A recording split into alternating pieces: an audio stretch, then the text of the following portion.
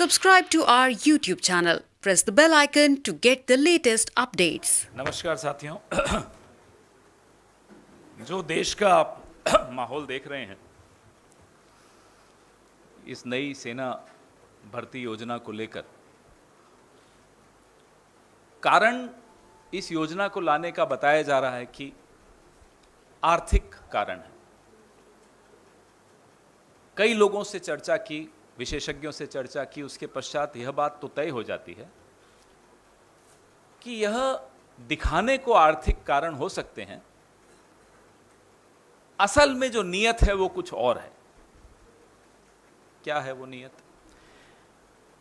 कि आप संघ की मानसिकता को सेना में घुसाना चाहते हो। You want to infiltrate the RSS into our forces. क्या कारण है कि 4 में से 1 को आप रखेंगे और 3 को आप चलता करेंगे? कोई कारण होगा। नंबर 1। नंबर 2, आप समाज का सैन्यकरण कर रहे हैं। यह बहुत चिंता का विषय है। आप आए दिन देखते हैं, अमेरिका से खबरें आती हैं, स्कूल में गोलियां चल गई, मॉल में गोलियां चल गई। आप हर 4 में से 3 नौजवान, प्रशिक्षित नौजवान समाज में छोड़ देंगे। समाज की क्या स्थिति होगी? आप क्या चाहते हैं? हमारे नौजवान गैंग्स चलाएं? क्या चाहते हैं? आपकी नीयत क्या है? सोचा क्यों नहीं आपने? साथियों, जो डीमोनेटाइजेशन ने अर्थव्यवस्था का हश्र किया, यह डीमैनिटाइजेशन वही हश्र फोर्सेस का करेगी, सुरक्षा का करेगी। What the demonetization did to the economy, this demonetization will do to our security forces. 55,000 सैनिक हमारे हर साल सेवानिवृत्त हो जाते हैं। बहुत अच्छी तरह प्रशिक्षित होते हैं, काबिल होते हैं। अभी उनका काफी वक्त बचा होता है जिसमें वो कुछ योगदान दे सकें। आप रीसेटलमेंट डायरेक्टरेट का आंकड़ा उठाकर देखिए, मात्र 2 से 3% को फिर से नौकरी मिल पाती है, बाकी बेरोजगार होते हैं। तो आप जो आज 55,000 प्रतिवर्ष रिटायर्ड सैनिकों को रोजगार नहीं दे पा रहे हो, ये क्यों वादे करते चले जा रहे हो आप कि ये भी दे देंगे उनको, उसके बाद ये भी दे देंगे उनको? आपका पुराना ट्रैक रिकॉर्ड तो देखिए, आप नहीं दे पा रहे। आप जिस तरह से योजनाएं लाते हैं, नोटबंदी में 50 दिन में 60 बार आपने परिवर्तन किया नीति में। 50 दिन में 60 बार। जीएसटी आप ले आए बिना सोचे समझे। 10 महीने में 376 changes in GST in 10 months. यह बताता है आपको कि बिना सोचे समझे मोदी सरकार किस तरह से नीतियां लाती है और सबके साथ खिलवाड़ करती है। जो काले कानून लाए थे, वो 1 साल तक आप जिद पे अड़े रहे, फिर आपको पीछे हटना पड़ा। सीएए 2.5 साल पहले आप लाए, आज तक आप नियम नहीं बना पा रहे हो, क्योंकि आपने बिना सोचे समझे एक दिन सुबह उठे और थोप दी एक नीति। अब ये जो अग्निपथ नाम की स्कीम है, पिछले 3 दिनों में 3 अलग अलग परिवर्तन आ चुके हैं। अभी 3 ही दिन हुए हैं। तो आप सबके माध्यम से हम फिर से गुजारिश करेंगे नरेंद्र मोदी जी से कि पहली बात, बिना सोचे समझे नीतियां थोप कर लोगों की जिंदगी के साथ, देश की सुरक्षा के साथ खिलवाड़ करना बंद कीजिए। दूसरी बात, जैसा कि मेरे साथी ने कल भी बताया, इस योजना को तुरंत वापस लीजिए। अब मेरे वरिष्ठ सहयोगी सांसद प्रमोद तिवारी जी से मैं आग्रह करूंगा कि वो अपनी बात रखें। धन्यवाद पवन भाई।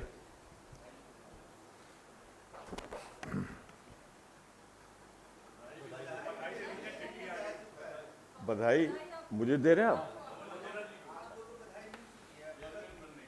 हम दोनों को बधाई दे दीजिए। मैं आपको भी बधाई दे रहा हूं, खुद भी ले रहा हूं।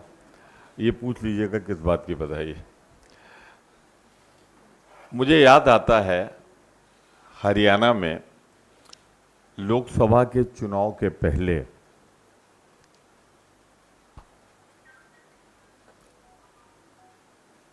तत्कालीन मुख्यमंत्री गुजरात ने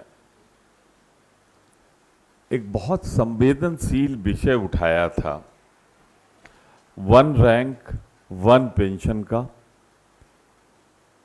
वायदा था, संकल्प था, और उसी में याद हो आप सबको तो जनरल वीके सिंह सक्रिय राजनीति में शामिल हुए थे। आज वास्तविक स्थिति क्या है? ये अग्निपथ लागू हो गया अगर, तो वन रैंक वन पेंशन का वायदा हो जाएगा no rank no pension, only tension tension tension without direction.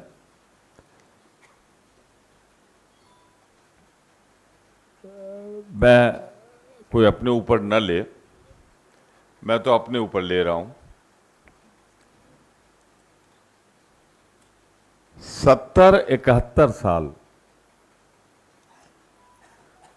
72 साल का आदमी तो दावा करेगा कि मैं देश सेवा कर रहा हूं। मैं तो राज्यसभा में हूं, बहुत ऊंचे पदों पर संवैधानिक बैठे हुए लोग 71-72 साल में देश सेवा का संकल्प ले रहे हैं चरणों में बैठ के।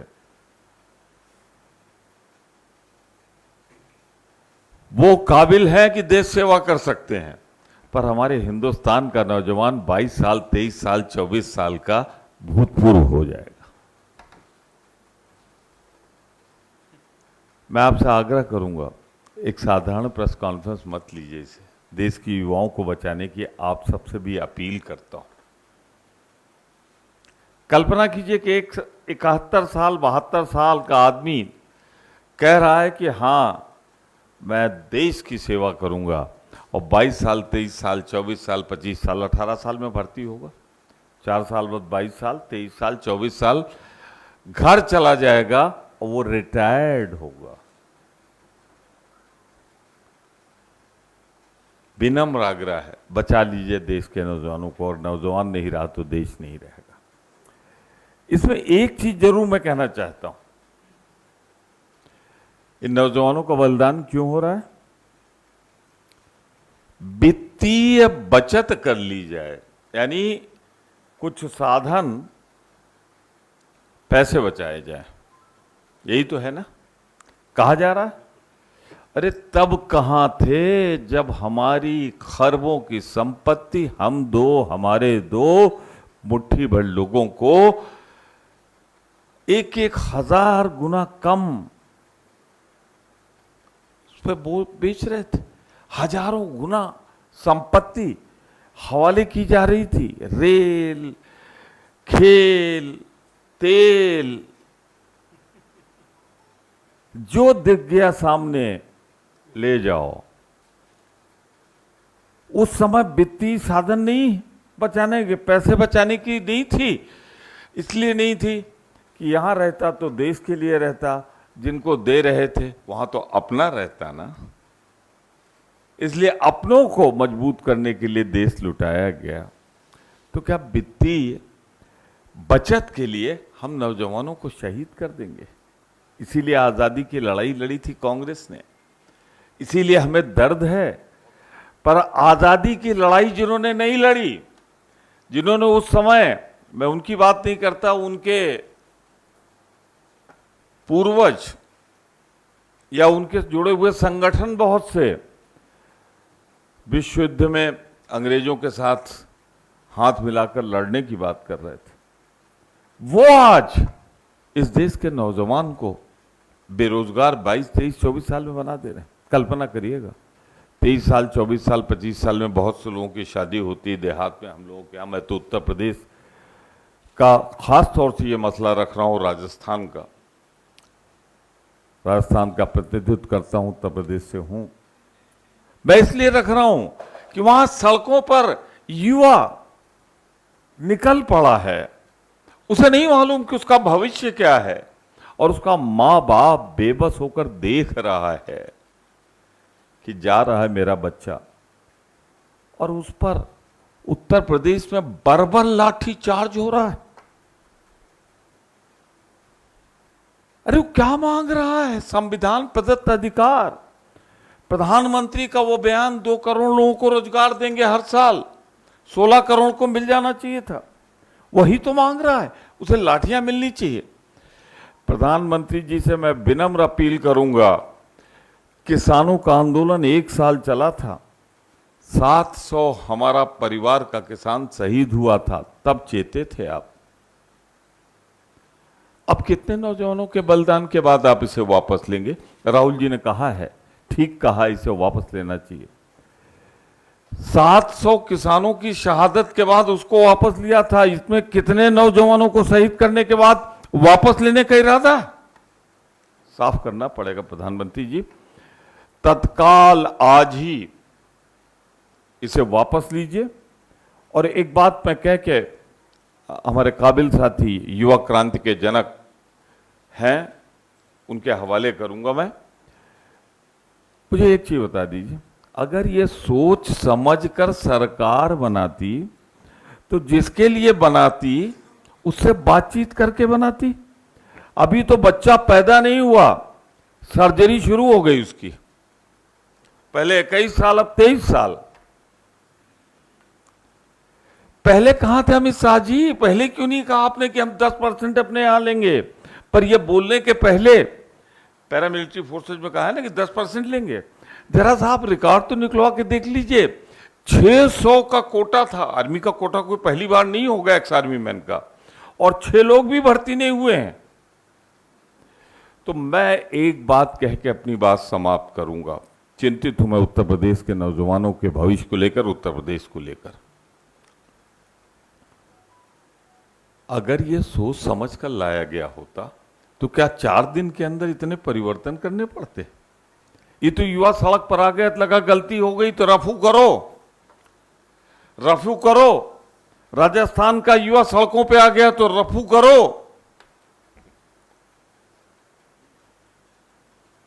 ये दर्शाता है कि पहले की तरह, जो बात कह चुके हैं हमारे साथी, अमेरिका की तर्ज पर ले जाने को देश का इरादा था, अब इजराइल की तर्ज पर ले जाने का देश को इरादा है। नौजवानों के भविष्य को हम चौपट नहीं होने देंगे, बर्बाद नहीं होने देंगे, क्योंकि अगर नौजवान बर्बाद हो गया तो देश बर्बाद हो जाएगा। मैं ये जरूर कहना चाहता हूं कि ये दर्शाता है कि बिना सोचे समझे किसी दबाव में अपने मालिकों को खुश करने के लिए सरकार लाई है।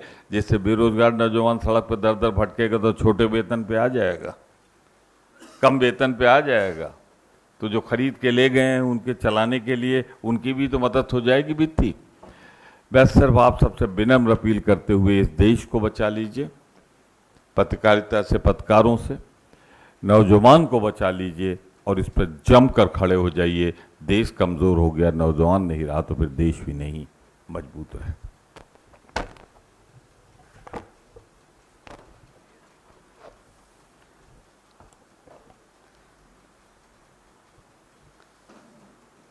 मीडिया के सभी साथियों और आपके चैनल के माध्यम से, आपके यूट्यूब चैनल के माध्यम से सुन रहे आप सभी दर्शकों का अभिनंदन करता हूं।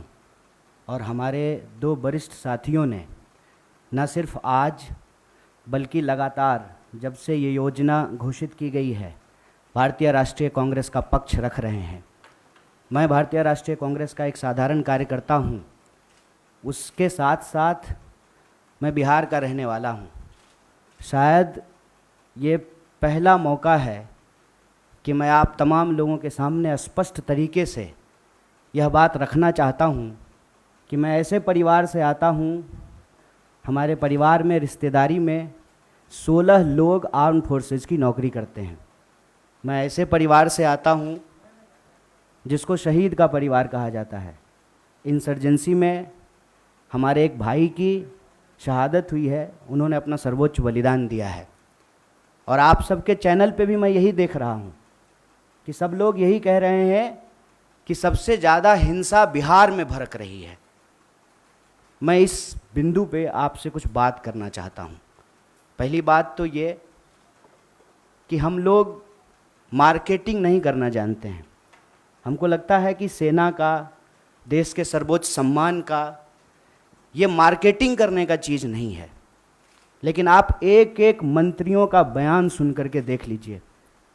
जो लोग अग्निपथ योजना का फ़ायदा गिना रहे हैं, ऐसा लग रहा है कि कोई चीज़ वो बेचने की कोशिश कर रहे हैं।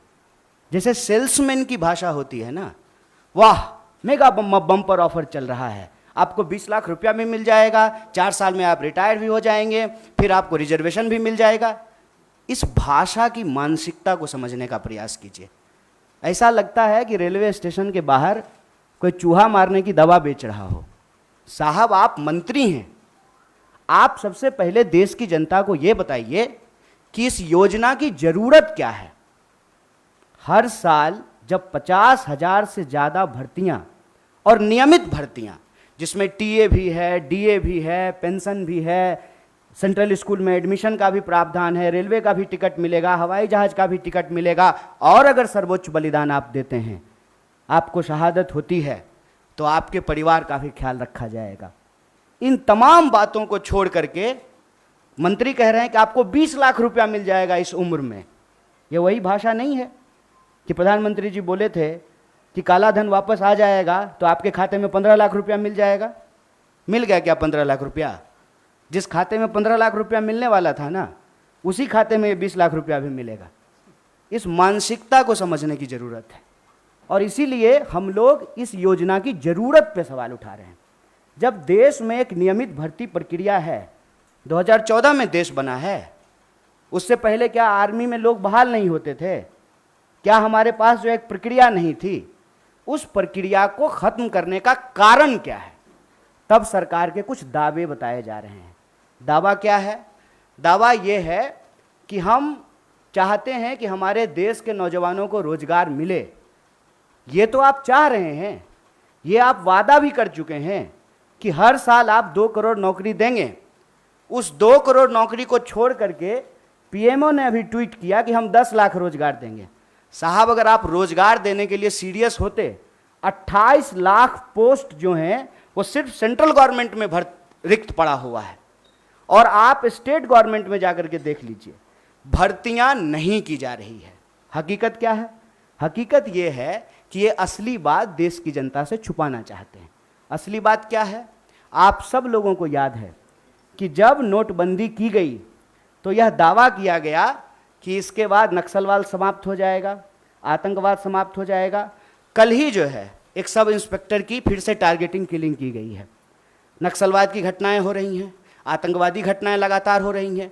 अगर नोटबंदी करने के बाद आतंकवाद समाप्त हो जाता तो पुलवामा की घटना कौन करके गया है? कैसे पुलवामा की घटना हुई है?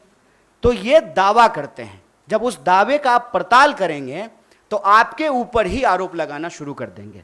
एक व्हाट्सएप मैसेज घूम रहा है जिसमें कहा जा रहा है कि जिस भी योजना का कांग्रेस विरोध कर रही हो, ऐसा आप मान लीजिए कि वो योजना सही है। कांग्रेस के विरोध करने से आप चलते हैं? आप सत्ता में बैठे हुए मोदी जी, आपके ऊपर देश की जनता ने भरोसा किया है। विपक्ष के भड़काने से लोग भड़क जाते, विपक्ष की कही हुई बात लोग मान लेते, तो प्रधानमंत्री मोदी जी होते। इस देश के लोगों ने मोदी जी के ऊपर भरोसा किया, और मैं याद दिलाना चाहता हूं कि ये वही नौजवान हैं। ये उस वक्त हिंसा नहीं किए जब इनके माँ बाप हजारों किलोमीटर पैदल चल करके अपने घर गए। ये वही नौजवान हैं, ये तब भी हिंसा नहीं किए जब उनके परिवार को ऑक्सीजन नहीं मिल रहा था और वो तरप तरप करके जान दे रहे थे। ये तब भी हिंसा नहीं किए जब आपने हर साल 2 करोड़ नौकरी नहीं दी। मैं देश की सरकार से, भारतीय राष्ट्रीय कांग्रेस की तरफ से यह अपील करना चाहता हूं कि ये कोना कोना कौन कोना सोतली पुतोह कोना खेलना बंद कीजिए। आप हकीकत में बताइए कि रियलिटी क्या है। क्या आपने विपक्ष को पूछा? आपने विपक्ष को पूछा कि हम कोई योजना ला रहे हैं? आपने कोई पार्लियामेंट्री कमेटी की मीटिंग की? या आपने नौजवानों को पूछा कि हम आपका भलाई करना चाहते हैं किसानों की तरह, और नौजवान कहते हैं कि हमको ये भलाई नहीं चाहिए? इस मनोदशा को समझिए साहब। हम ऐसे गांव से आते हैं, ऐसे इलाके से आते हैं, कोई ऐसा साल नहीं गुजरता है साहब कि हमारे इलाके में कोई शहादत ना हुई हो। हमारे इलाके में लोगों के पास महज नौकरी नहीं है सेना, हम जानते हैं इस बात को। जब किसी परिवार में किसी बच्चे को सेना की नौकरी मिलती है, पूरे इलाके में उनका सम्मान होता है। और दुख के साथ साथ जब एक पार्थिव शरीर गांव आता है, आंखों में आंसू होने के बावजूद उस इलाके का सीना गर्व से चौड़ा हो जाता है कि हमारे बच्चे ने जो है देश के लिए सर्वोच्च सम्मान दिया है। सेना का सवाल देश की सुरक्षा का सवाल है, आप इसको मजाक मत बनाइए। और एक बात हमारे साथी भी कह रहे हैं, आप तमाम मीडिया लोग भी इसको बोल रहे हैं कि उसमें से 25% लोगों को, साहब 25% नहीं, अप टू 25%, ध्यान रखिएगा, यह है सेल्समैन मेगा बम्पर ऑफर की मानसिकता। अप टू 25% क्या होता है? मतलब 25% की भी गारंटी नहीं है। यह मत समझिए आप कि उसमें से एक को दे ही देंगे नौकरी। बहुत चालाकी से टर्म्स एंड कंडीशन लिख दिया है, अप टू 25%। और इसमें ये कितना गंभीर है, इस गंभीरता का आप अंदाजा लगाइए कि अभी आए हुए 3 दिन हुए हैं घोषणा किए हुए, 2 मेजर अमेंडमेंट हो चुका है। और जो फायदा गिनाए जा रहे हैं वो फायदा तो पहले से है। सेना में, आर्म फोर्सेस में, पैरामिलिट्री में भर्ती होने की मैक्सिमम आयु 25 वर्ष है। 25 वर्ष से ज़्यादा में तो आप बहाल ही नहीं हो सकते हैं। उसके बाद अलग अलग रैंक पे आप कितना समय तक सेवा देंगे वो पहले से निर्धारित है। और जो लोग आर्मी की नौकरी समाप्त करके, सेवा समाप्त करके आते हैं, उनको अन्य जगहों पे सुविधाएं दी जाती है। भूतपूर्व सैनिकों को सुविधाएं दी जाती है, भूतपूर्व सैनिकों के परिवारों को सुविधाएं दी जाती है। और आप में से बहुत सारे लोग, मैं बहुत साधारण बात करता हूँ, मुझे लंबी चौड़ी बात करनी नहीं आती है, क्योंकि कहते हैं जाके पैर न फटे विवाई, वो का जाने पीड़ पड़ाई। हमको पता है कि आर्मी में कौन लोग जाते हैं। गृह मंत्री का बेटा आर्मी में नहीं जाएगा, वो बीसीसीआई का सेक्रेटरी बनेगा। हमको पता है कि वहाँ पे सेवा करने वाले कौन लोग होते हैं, गरीब किसान मजदूर के बच्चे होते हैं। कोई नेता का बाल बच्चा आर्मी में नहीं जाता है। जाता है, प्रधानमंत्री भी जाते हैं फोटो खिंचवाने के लिए। फोटो खिंचवाने के लिए वर्दी पहनना एक बात होता है, देश की भक्ति के लिए, सर्वोच्च सम्मान के लिए वर्दी पहनना दूसरी बात होती है। दीपावली में जाकर के मिठाई बांट देंगे, उसके बाद आकर के अग्निपथ योजना ला करके देश की जवानों का दिवाला निकाल देंगे। अग्निपथ योजना इस देश के नौजवानों को अग्नि में झोंकने की योजना है। इस योजना को सरकार को तुरंत वापस लेना चाहिए। और ये जो लॉलीपॉप वाली भाषा है ना, इस लॉलीपॉप की भाषाओं को बंद करना चाहिए। और जहाँ तक बिहार में हिंसा का सवाल है, सीधा सा एक कारण समझ लीजिए, ये नौजवान ना किसी के द्वारा लाए गए हैं, ना किसी के द्वारा बुलाए गए हैं। आप तमाम प्रबुद्ध पत्रकार यहाँ बैठे हुए हैं, कोई ऑर्गेनाइज्ड आंदोलन होता है, उसका स्वरूप अलग होता है। हम लोग 3 दिन से नहीं डिटेन हो रहे हैं यहाँ पे, हमारा ऑफिस छावनी नहीं बना हुआ है। हम लोग आते हैं, पुलिस पकड़ करके हमको ले जाती है, कोई हिंसा नहीं होती है, कुछ भी नहीं होता है। उसमें हिंसा क्यों हुआ है? क्योंकि वहाँ नौजवानों का सब्र जो है पानी सर से ऊपर चला गया है। और एक बात और जान लीजिए, जो हमारा बेरोजगारी दर है देश का, बिहार का बेरोजगारी दर डबल है साहब। जहां के मजदूर, बिहार का मजदूर जाता है ना हरियाणा और पंजाब में धान काटने के लिए, बिहार के ही लोग आते हैं ना दिल्ली में काम करने के लिए, बिहार के ही लोग जाते हैं ना महाराष्ट्र में काम करने के लिए। जहां एम्प्लॉयमेंट नहीं है वहां के लोग ऑलरेडी विस्थापित होते हैं। ये जो बच्चे हैं ये उस उम्मीद में अपने गांव में रह रहे हैं, दौड़ रहे हैं जाड़ा गर्मी बरसात, सड़कों पे, मैदानों में, रेत पे, कि इनको किसी दिन सेना में सेवा देने का मौका मिलेगा।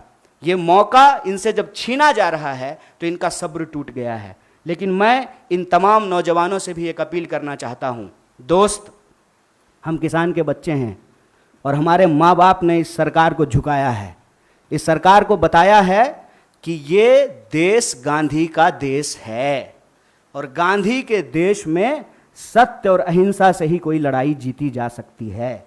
इसीलिए भारतीय राष्ट्रीय कांग्रेस की तरफ से इस आंदोलन का पूर्णतः समर्थन करते हुए सरकार से यह अपील करते हैं कि इसको वापस लीजिए और नौजवानों से अपील करते हैं कि देश की संपत्ति को मत जलाइए, मत जलाइए, क्योंकि कल को आपको वही संपत्ति इसी प्रधानमंत्री से बचाना भी है।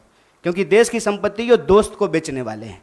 ये हमारे आपके टैक्स के पैसे की संपत्ति है, इसकी रक्षा कीजिए, सत्य और अहिंसा के रास्ते पे चलिए। और किसानों ने 700 लोगों की शहादत देने के बाद 1 साल से ज़्यादा आंदोलन चलाया, शांतिपूर्ण तरीके से चलाया।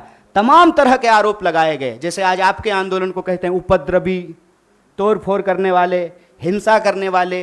ये कहाँ से आ गए, कैसे आ गए, कौन है इसके लिए जिम्मेवार? और विपक्ष के माथे पर मत खेलिए।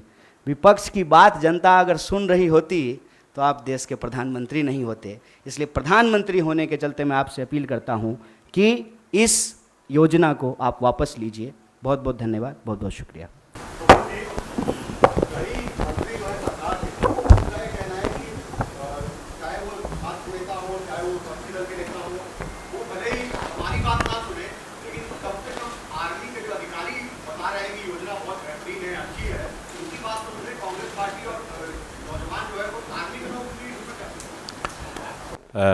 जो विक्रांत जी ने सवाल पूछा है उस पर मैं बहुत ही विनम्रता पूर्वक एक ही बात कहना चाहता हूं।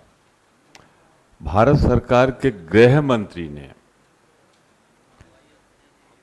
कहा है कि हम अप टू 25% जैसा हमारे साथी ने कहा है नौकरी देंगे। मैं जानना चाहता हूं जहां जहां आर्मी के एक्स आर्मी का रिजर्वेशन था आज तक वो तो भरा नहीं गया, तो कैसे हम आपकी इस बात पर विश्वास कर लें?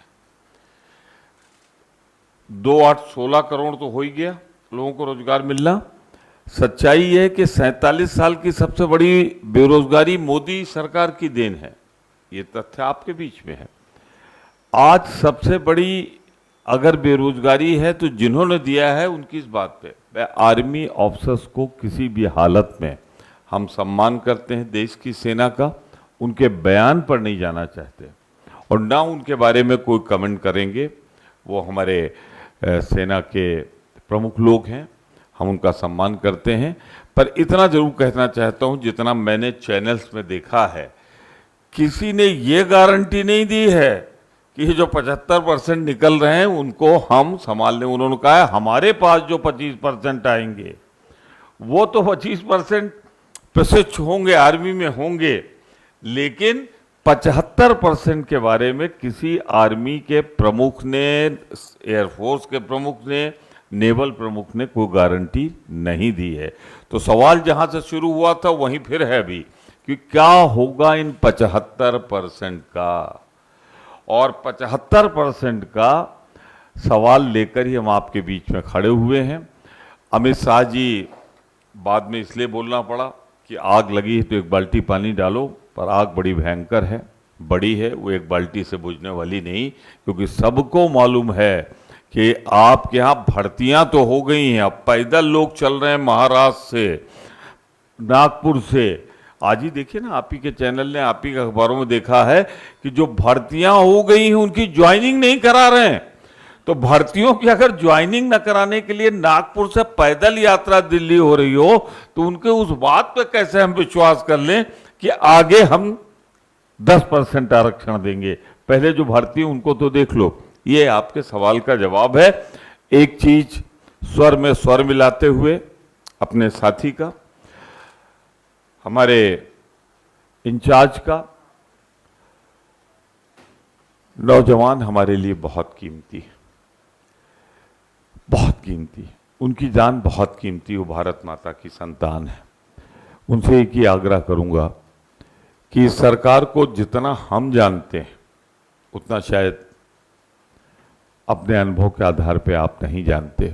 ये आपके बीच में वैसे ही अराजक तत्वों को डाल देगी जैसा उसने किसान आंदोलन में किया था, और हिंसा फैलाएगी।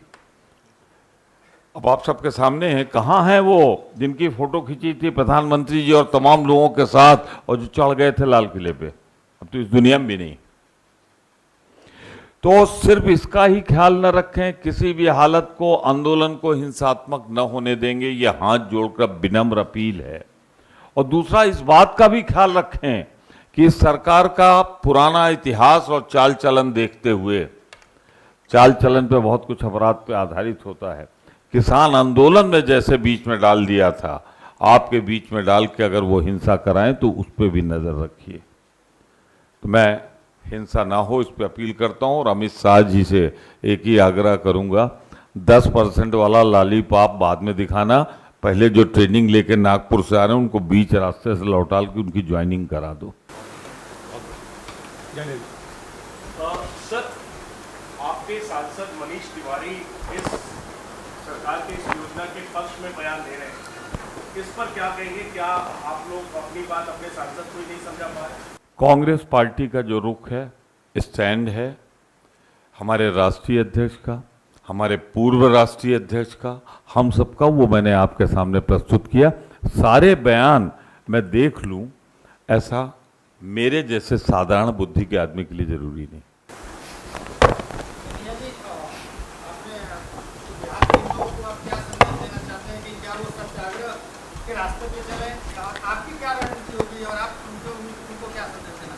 देखिए, हालांकि ये जो है ना, मैं देख रहा हूँ कि टीवी मीडिया रिपोर्टिंग में और कई जगह इस बात को बार बार हाईलाइट किया जाता है कि बिहार में आंदोलन हो रहा है।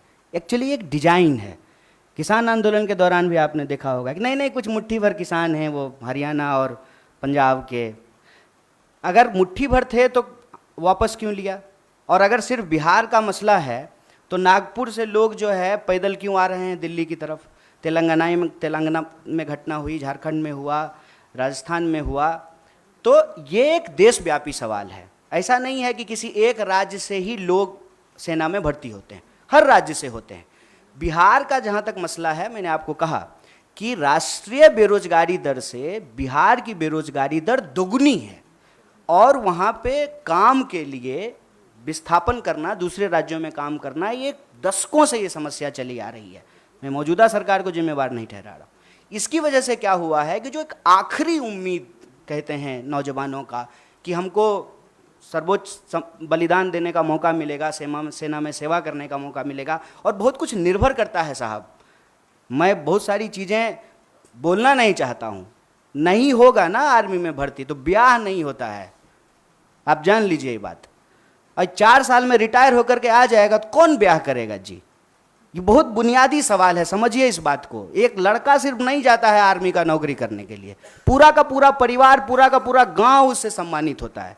अगर ऐसा नहीं होता तो क्यों शहीदों का जो है गेट बनाया जाता है? ये हमारा एक व्यक्तिगत पेन है साहब, इसीलिए हम लोगों को दुख हो रहा है। और ऐसा नहीं है कि हम इस सवाल पे निकले हैं।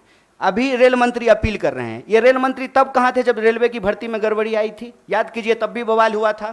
तब रेल मंत्री आकर के बोले, फिर उस योजना को वापस लिए। तो बेसिकली क्या है ना कि प्रधानमंत्री जी खुद को समझते हैं डॉक्टर डैंग, और हम लोगों को समझते हैं पिंजरे में बंद चूहा। तो जब मन करे तब जो है ना इंजेक्शन लगाना शुरू कर देते हैं, टेस्ट करते हैं कि कितना उछला, कितना जो है अनसीरियस चीज है। आप समझिए तो 2 दिन आंदोलन हो गया, कई ट्रेनें जल गई, हिंसा हो गई, तब कह रहे हैं कि नहीं इस बार जो है 2 साल एज बढ़ा देंगे। तो सो रहे थे? कहता तो है कि जगते रहते हैं आप, सोते ही नहीं हैं। तो उस वक्त बहाली जब आप निकाल रहे थे तो आपको समझ में नहीं आया था। ये सीरियस नहीं है। दूसरा बात है कि झूठ बोलते हैं और सब मंत्री लोग को लगा देंगे कि तुम जरा प्रोडक्ट बेच करके आओ तो ले लो, खरीद लो, बेच लो, फायदे फिर। अरे क्या मानसिकता है ये? आप देश चला रहे हैं ना, देश की वस्तु स्थिति बताइए। आप बताइए कि आर्थिक हालत ये है कि ऑलरेडी अमेरिका रिसेशन अनाउंस करने वाला है, और आप नोटबंदी के बाद रिजर्व बैंक का जो रिजर्व पैसा है वो निकाल लिए हैं 8,500 करोड़ का विमान खरीदने के लिए। और ठीक कहा ना इन्होंने कि 71 साल में ये देश सेवा करने का दावा कर रहे हैं। मैं प्रधानमंत्री को कुछ बोल ही नहीं रहा हूँ। हाँ न, मैं तो ले सकता हूँ, मैं डरता थोड़ी हूँ। हाँ वही कह रहे हैं, क्यों नहीं ले सकते हैं कि आप सेवा कर सकते हैं और हम सेवा के लायक नहीं हैं। और उस ड्रोन का क्या हुआ जिससे वो कहीं देश में गड़बड़ी देख लेते हैं ड्रोन से आजकल? तो ड्रोन क्या था? छुट्टी पे था कि उसका बैटरी खराब हो गया था? क्यों नहीं ड्रोन भेज करके देख लिए कि क्या हो रहा है देश में? बात यह है कि ये जानबूझ करके हिंसा भड़काते हैं। मेरा इस बात पे जोर है, और वो इस बात को अपने व्हाट्सएप के इको चैम्बर से फैलाते हैं कि मोदी जी का अवतार इस देश का भला करना चाहता है। और ये जो बिका हुआ विपक्ष है वो चाहता ही नहीं है कि इस देश का भला हो। देखिए, मोदी जी किसानों का भला करना चाहते थे, किसान को भलाई लेने ही नहीं दिया। अब जवानों का भला करना चाहते हैं, ये जवानों को भलाई नहीं लेने देना चाहता है। विपक्ष हमको इतना सुनता है, विपक्ष को इतना बिहार की किसी भी जनता को कोई संदेश देने का जरूरत नहीं है। बिहार ऐसा जगह है, सुन लीजिए साहब, मोहनदास करमचंद आए थे, हमने गांधी बना करके भेजा वहां से उनको। सिद्धार्थ आए थे, हमने बुद्ध बना करके भेजा उनको। हमारा काम नहीं है हिंसा करना। अगर हिंसा हो रही है इसके लिए सरकार जिम्मेवार है, और ये अग्निपथ योजना देश के युवाओं को अग्नि में झोंकने की योजना है। तो मैं बिहार के नौजवानों से यही कहूंगा, रे भाई इतना रिस्क लिए हो तुमको पता है। और आपको एक बात और मैं बताऊं, आप लोग इसको नोट कीजिएगा, जो लोग आर्मी का तैयारी करता है ना, वो डर से जुलूस प्रदर्शन में नहीं जाता है कि पुलिस केस हो जाएगा तो हमेशा के लिए नौकरी नहीं ले पाएंगे। तो ये वो नौजवान हैं जिनको ऑलरेडी ये लग चुका है कि हमको नौकरी ये सरकार अब नहीं देगी, अब बहुत कुछ हो गया। तो मैं उनको कहता हूं कि चलिए नौकरी के लिए आप संघर्ष कीजिए, लेकिन जहां आप नौकरी करेंगे वो तो वही रेलवे है, वही सरकारी संपत्ति है, उसको कोई नुकसान मत पहुंचाइए। और सत्याग्रह के रास्ते पे चल कर के ही, सत्य और अहिंसा के रास्ते पे चल कर के ही कोई आंदोलन जीता जा सकता है। गांधी जी ने भी वहाँ से सत्याग्रह शुरू किया और राहुल जी का भी सत्याग्रह चल रहा है। तो क्या लगता है जिस तरीके से मूवमेंट चल रहा है, आपको लगता है कि क्या जो लड़के हैं वो सत्याग्रह में आपका साथ देंगे? देखिए, हम ज्योतिषी तो नहीं हैं, और ये किसी को नहीं लग रहा था कि किसान आंदोलन के बाद जो है कृषि बिल वापस होगा। एक बात बस हम जानते हैं, लगता नहीं है, बिन लड़े कुछ भी नहीं मिलता यहाँ, ये जानकर लड़ना पड़ता है न्याय और हक के लिए। और नौजवानों की इस लड़ाई में भारतीय राष्ट्रीय कांग्रेस पूरी तरह से उनके साथ है।